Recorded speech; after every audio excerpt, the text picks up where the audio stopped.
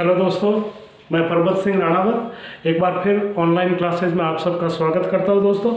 तो आज हम प्रारंभ में दोस्तों कुंभा के प्रारंभिक जीवन, कुंभा की कहानी, कुंभा की बाह्य और आंतरिक समस्या, मौकल का बदला लेना, रणमल का आना, राठौड़ सिसोदिया संघर्ष होना, चुंडा व्यापा पवार अक्कार का मालवा में जाना और वापस मेवाड़ में बुलाना, रणमल की हत्या करना, यहाँ तक पूरी की पूरी स्टोरी पढ़ेंगे और किस प्रकार रणमल अपने प्यार में धोखा खा बैठा और वो मारा गया। तो इन सब कहानी को सुनने के लिए दोस्तों आप अंत तक बने रहिए। मैं बहुत रोचक कहानियाँ और रोचक जगह चीज़ें और महत्वपूर्ण फैक्ट आपके साथ में लेके आऊँगा जो हर कंपटीशन के लिए महत्वपूर्ण है। सबसे पहले दोस्तों मैं देखना आपको कुंभा के कुछ जन्म से संबंधित चीज़ें बता देता हूँ। कुंभा, इसके पिता का जो नाम था वह मौकल और इसकी माता का जो नाम था वह था दोस्तों सौभाग्यवती परमार, सौभाग्यवती परमार। और इन दोनों से इसके एक पुत्र उत्पन्न हुआ था 1423 में। इसका नाम था कुंभा दोस्तों। अब इसका नाम कुंभा क्यों रखा, इस कुंभा की थोड़ी सी स्टोरी सुन लो कि आखिर इसका नामकरण कुंभा कैसे हुआ था। दोस्तों ये राजमहलों में घटने वाली कुछ घटनाएं हैं, कुछ कहानियां हैं जो बाद में साहित्यकारों ने बहुत ही रोचक तरीके से लिखा है इसको। तो दोस्तों मैं बता दूं कि जो राणा और महाराणा का जो बड़ा पुत्र होता था वो हमेशा शासक बनता था। तो मौकल की जो बड़ी पत्नी थी वो भी गर्भवती थी और सौभाग्यवती भी गर्भवती थी। अब इन दोनों के बीच में जिसका पहले पुत्र उत्पन्न होगा वो मेवाड़ का राणा बनेगा। इस बात को लेकर जो इसकी बड़ी रानी थी दोस्तों, उसने सौभाग्यवती का जो कोख थी जादू टोने मंत्र में बंधवा कर एक घड़े में बंद कमरे में रख दिया दोस्तों। जब सौभाग्यवती 9 महीने पूरे हो गए, उसके बाद में भी उसके पुत्र का जन्म नहीं हो रहा था, तो उस समय बाबा रामदेव उस समय जीवित थे। बाबा रामदेव को प्रार्थना की, संदेश भेजा कि 9 महीने हो गए हैं, गर्भ में। तो बाबा रामदेव उस समय समाधि की तैयारियां कर रहे थे दोस्तों। तो बाबा रामदेव ने अपने शिष्य को भेजा कि जाओ मेवाड़ के महाराणा मौकल के कुछ समस्या आ गई है और उस समस्या का हल। तो उन्होंने अपनी पूरी शक्तियाँ उसको, जो बाबा रामदेव ने उसको सौंप कर पंडित जी को, और फिर उनको चित्तौड़ भेजा और चित्तौड़ में जाके पता किया तो अपनी दिव्य शक्तियों से पता लगा कि सौभाग्यवती का गर्भ जादू टोना से बांधकर एक घड़े के अंदर, एक कुंभ, घड़े को पहले कुंभ कहा जाता था, उस कुंभ के अंदर तंत्र मंत्र और उसका ऊपर से मुंह बंद कर दिया। तब उसने कहा इस जगह पर एक घड़ा पड़ा और उस घड़े के अंदर तंत्र मंत्र से सौभाग्यवती की कोख बांध लिए। इसलिए 9 महीने होने के बावजूद में भी उसके पुत्र नहीं हो रहा। फिर वो घड़ा खोज के बाहर निकाला, उसको खोला, ताज मंत्र को हटाया और उस घड़े में से उसके जो जन्म, जो कोख बांधी थी उसको खोला।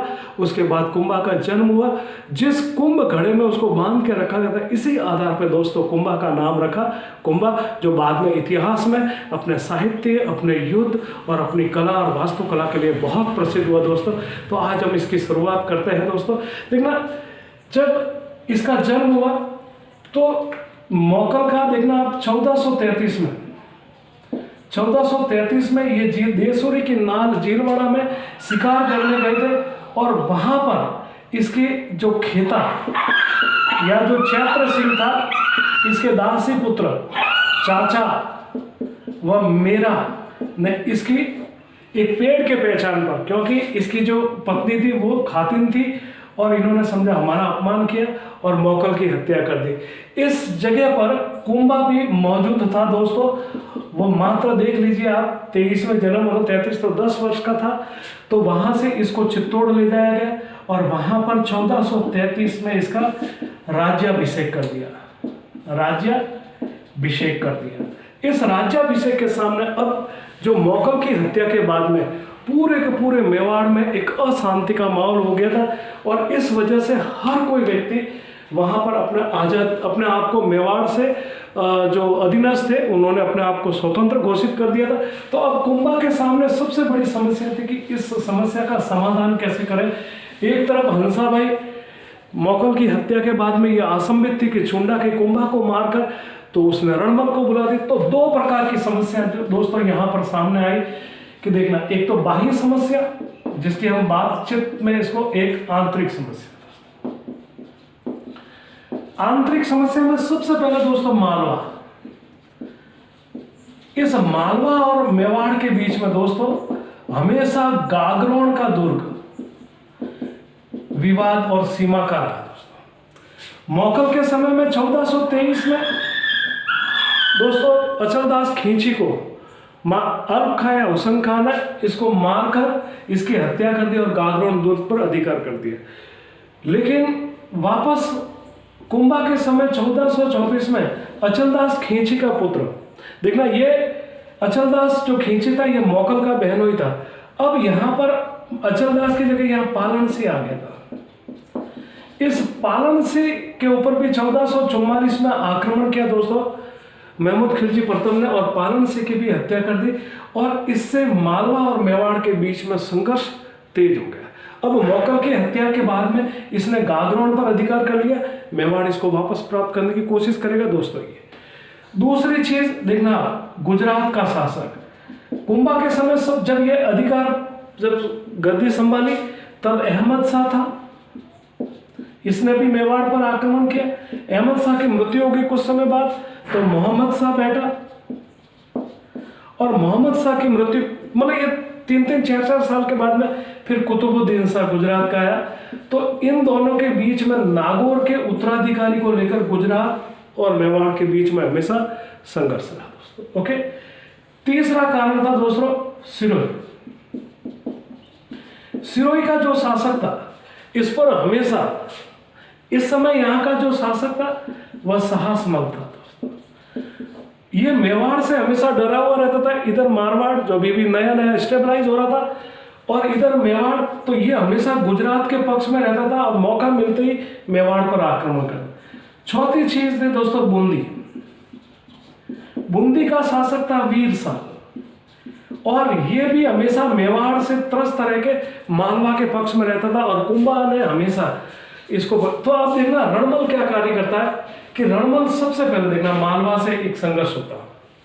मालवा से क्या संघर्ष होता है कि आपको ध्यान है सारंगपुर का युद्ध, सारंगपुर का युद्ध ये होता 1437 में। ये युद्ध महमूद खिलजी प्रथम और रणमल कुंभा की ओर से इनके बीच में होता सारंगपुर के युद्ध में दोस्तों इस महमूद खिलजी को पराजित करते, गिरफ्तार करते, 6 महीने तक चित्तौड़ के दुर्ग में रखते हैं और इस विजय के उपलक्ष्य में दोस्तों विजय स्तंभ का निर्माण करवाया जाता है। किसका? विजय स्तंभ का। एक ठीक है दोस्तों। गुजरात में दोस्तों ये खुद कुंभा निपटता है। सिरोही के साहसमल को रणमल की सहायता से पराजित किया जाता है और वीर शाह को प्रारंभिक में पराजित कर दोस्तों मांडलगढ़ पर अधिकार कर लिया जाता। तो ये जो प्रारंभिक जो बाह्य आक्रमण थे ये रणमल की सहायता से इनको दूर किया जाता और इस कारण रणमल इतना पावरफुल हो जाता दोस्तों कि ये इसकी काफी इसका हस्तक्षेप बढ़ जाता। अब आंतरिक समस्या रणमल को लेकर ही वहां पर आएगी। क्या देखना, नंबर 1 मौकल के हत्यारों का। आप इसकी कहानी सुनो। मौकल की हत्यारे को सजा देना। जिस समय मौकल की हत्या हुई दोस्तों उस समय रणमल मंडोर था, वहां पर मौजूद नहीं था। तो मौकल की हत्या करने वाले 2 व्यक्ति चाचा और मीरा, इन्होंने मौकल की हत्या करके स्वयं राणा बन गए और मीरा को दोस्तों प्रधानमंत्री बना दिया। तब रणमल को बुलाया जाता और इन दोनों की हत्या की जाती थी। ठीक है। अब तीसरी बात है हंसाबाई की शंका। हंसाबाई जो थी रणमल की बहन थी और मौकल की हत्या के बाद में ये भी हमेशा डरी हुई रहती थी कि कहीं कोई ऐसा कारण नहीं हो जाए कि छुंडा भी इसको मारकर जो है शासक नहीं बन जाए। तो हंसाबाई ने रणमल को बुलाया और हंसाबाई द्वारा छुंडा को शक की दृष्टि से देखने के कारण ये मांडू चला जाता दोस्तों। ओके, ध्यान रखना। अब छुंडा मांडू जाने से पहले अपने भाई राघव देव, किसको? राघव देव, इस राघव देव को दोस्तों वहां पर नियुक्त करता कि इन राठौड़ों पर नियुक्त करते, लेकिन रणमल चालाकी से 1437 में इसकी हत्या करवा, और इसकी हत्या के बाद दोस्तों एक नया विवाद शुरू होता है, राठौड़ सिसोदिया संघर्ष। अब कुंभा भी डर जाता है कि कहीं ऐसा नहीं होता कि मामू मुझे भी मार के मेवाड़ का शासक बन जाए, तो कुंभा भी डर गया था, और हंसा भी कहीं पे कहीं संकेत थे कि भाई इतना पावरफुल हो गया है कि कहीं कुंभा को मारकर, अपने भाणेज को मारकर इसकी हत्या करके शासक नहीं बन जा गई है। तो ऐसी परिस्थिति में अब देखना, आप कभी भी चित्तौड़ जाओ तो बाण माता के मंदिर के बिल्कुल पास में राघव देव की छतरी बनी हुई दोस्तों, ठीक है ना, आप देखना बिल्कुल उसके पास में ही है। अब देखना राठौड़ सिसोदिया संघर्ष प्रारंभ होता है, और उस राठौड़ सिसोदिया संघर्ष की कहानी बहुत, कि किस प्रकार रणमल अपनी प्रेमिका के हाथों मारे जाता है। तो अब उसकी कहानी सुनिए आप। देखो दोस्तों, इसको कहानी के रूप में पढ़ते तो बहुत इंटरेस्टिंग लगता है ये कुंभा, और पूरा मेरा आपको पूरा का पूरा ये स्टोरी कुंभा इसकी कहानियों के रूप में सुनाऊंगा, ठीक है ना दोस्तों। अब क्या होता है देखना दोस्तों, रणमल की हत्या, सीधा यहीं से पढ़ते हैं, ठीक है, रणमल की हत्या। अब देखना, जब राघव देव की हत्या होती है, किसकी, जब राघव देव की हत्या होती है तो सबसे ज्यादा कुंभा डर जाता है। कौन डर जाता है? कुंभा डर जाता है, और ये डर के मारे अपने चुंडा को संदेश भेजता है कि आप मेवाड़ आ जाइए, और अपने साथ जो मेहपा पंवार और जो अक्का है उनको भी ले आइए, आप लोगों के साथ सम्मान के साथ व्यवहार कीजिए। तीसरा व्यक्ति खेमकरण, जो कुंभा का भाई था, बड़ी सादड़ी में जागीरदार, स्वयं को स्वतंत्र घोषित कर दिया, रणमल ने इसको वापस अधीनस्थ किया था, तो बाद में परास्त होकर रणमल के कुंभा के डर से ये भी मांडू चला गया था। तो अब देखना, अब इसको कुंभा को डर किसका था? अपने मामू कि मामू कहीं मेरा काम नहीं लगा दे। तो ये कहता है कि चुंडा, मेहपा पंवार और खेमकरण आप मेवाड़ आ जाइए, आपके साथ ससम्मान व्यवहार किया जाएगा। ओके दोस्तों, अब राघव देव की हत्या कब हो जाती है? 1437। इस हत्या के बाद में कुंभा डर जाता है और इनको मेवाड़ में आमंत्रित कर, तो इनका मेवाड़ में प्रवेश होता है 1437 के एंड में और 1438 के प्रारंभ में दोस्तों। तो अब देखना, सबसे पहले क्या, एक यहां पर रणमल की एक प्रेसी थी, प्रेमिका थी, जिसका नाम था भारमली। क्या नाम था दोस्तों? भारमली। कुंभा, रणमल अक्सर इसके साथ शराब वगैरह, पार्टियां वगैरह करता है। तो सबसे पहले मेहपा पंवार और अक्का इसको कहते हैं भारमली को कि रणमल तेरे को काफी विश्वास करता, इसको शराब पिल के इसकी हत्या करते हैं।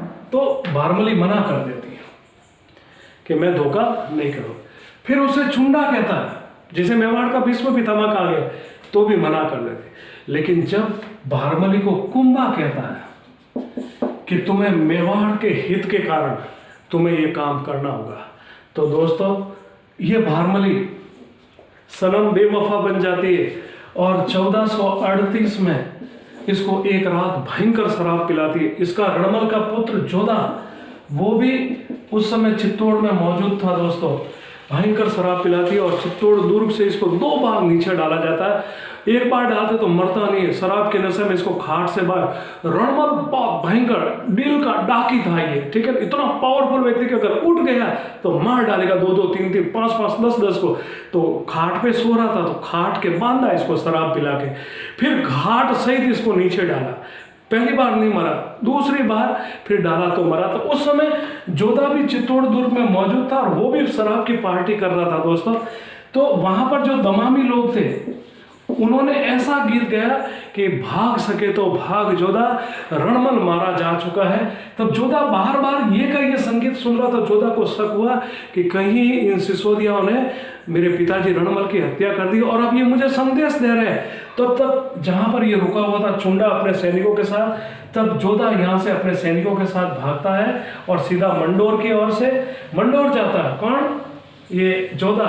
तो मंडोर तक इसका पीछा किया जाता है। तब चुंडा है जो मंडोर पर अधिकार कर लेता और अपने रिश्तेदार, अपने पुत्र कुंजा, कुंतल, मुंजा, विक्रमादित्य को मंडोर का अधिकार कर। देखना, मंडोर पर 1438 से लगाकर 1353 तक मेवाड़ का अधिकार रहा था दोस्तों, ध्यान रखना, ठीक है ना। और जोधा भाग के फिर बीकानेर के कहोनी तक जाता है। कहाँ तक जाता है? कहोनी तक, और वहीं पर रहता है और वापस संघर्ष करता है। फिर 1453 में ये वापस जो हंसाबाई के माध्यम से आवल बावल की संधि होती है, तो धीरे धीरे वो कहानी आगे बढ़ेगी। तो इस प्रकार देखना किस प्रकार कुंभा अपने प्रारंभिक जीवन में बाह्य और आंतरिक समस्याओं का समाधान का, किस प्रकार राठौड़ सिसोदिया संघर्ष शुरू होता है और किस प्रकार रणमल की हत्या होती है अपनी प्रेमिका के चक्कर में। तो ये था दोस्तों मेरी आज की क्लास, जो कुंभा का प्रारंभिक और रणमल का अंत, राठौड़ सिसोदिया संघर्ष प्रारंभ। अब अगली क्लास होगी दोस्तों राठौड़ सिसोदिया संघ का अंत, इनकी कैसे दोस्ती होती है। दोस्ती का कारण ये होता है दोस्तों कि जब इधर मालवा आक्रमण करता है, इधर गुजरात आक्रमण करता है, तब कुंभा दोनों तरफ से फंस जाता है। तीसरी तरफ राठौड़ भी पावरफुल हो जाना शुरू करता है। तब कुंभा अपने सबसे पहले अपने माँ से कहता, अपने, ठीक है दोस्तों, अपनी दादी से कहता कि जो थी हंसाबाई, कि अब राठौड़ों को और हमारे दोस्ती करवा दो, ताकि मैं एक तरफ से सुरक्षित हो जाऊं, ताकि दूसरी तरफ से मैं इन अताताइयों यानी मालवा और गुजरात से लड़ सकूं। फिर इनके बीच में दोस्तों संधि होती है। तो दोस्तों ये थी मेरी आज की क्लास। अगर आपको ये क्लास बहुत अच्छी लगे तो लाइक, शेयर एंड सब्सक्राइब जरूर करें दोस्तों। नमस्ते।